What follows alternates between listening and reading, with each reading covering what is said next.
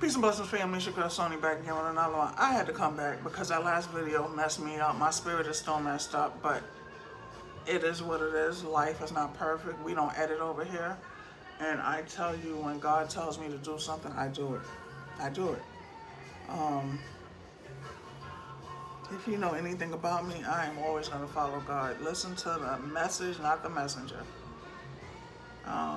We do have to be grateful for everything that we have. Like I told you before in the video, the last 2 years have been the most challenging in my life. Physically, emotionally, financially. But it's the strongest I've ever been. I've gotten closer to God in a way that I never have been before. I've learned to depend totally on Him, total submission.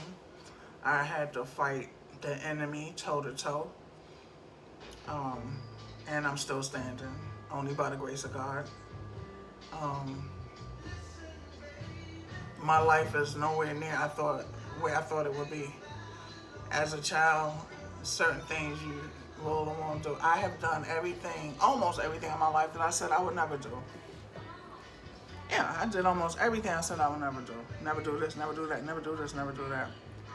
And I learned not to be judgmental because everybody has a different walk in this life. Everyone has different insecurities, strengths, weaknesses. We are supposed to be our brothers and sisters' keepers, not their judges. God said, whatever measure you use to measure man, the same measure will be used to you. He is the ultimate judge, and that's it.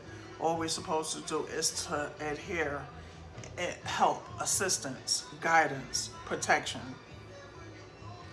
But judgments mean nothing. That's not what we're here for. We're imperfect people made by a perfect creator. We're spirits having a human experience, but in this human experience, we are prone to error, to everything. We're human.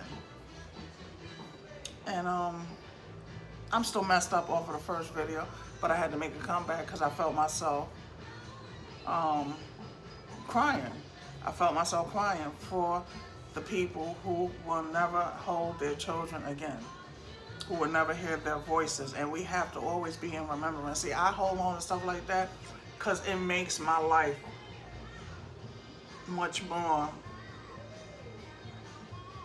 manageable, sweet, because I understand loss so much. I've had more loss in my life than I've had gains. Growing up, it's like every 2 years, one of my mother's siblings passed away. So it was a loss after loss after loss after loss. And these are people that raised me, that molded me, that loved me. So I don't understand and connect with anything as hurt, pain, loss, deceit.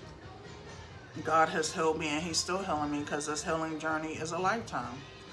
But you are not in this alone. Always give it to God. And I know people say, oh, it's easier said than done. I know. It's supposed to be easier said than done. But that's when your faith comes in, and it has to kick in. Because God is the only one that can heal pain of this magnitude, of any magnitude, but especially the magnitude that we have witnessed, they have witnessed and are still experiencing. Because like I said, to us, it was a blip in time. It was a news story that was horrible, horrifying. Robb Elementary, Sandy Hook, so many other places. And we have to be in remembrance of our brothers and sisters who are still dealing with this loss. There's nothing no parent, grandparent, aunt, uncle, cousin, brother, sister should ever have to deal with, but we are dealing with it. And we have to deal with it as a collective, as a society. So, with that being said, hug and kiss your kids a little tighter, a little stronger tonight. Because someone wished that they could trade places with you. Regardless of what else you got going through in your life. They wish they could trade places with you and hug those babies again. Until next time, peace and blessings, love and light. Ashe.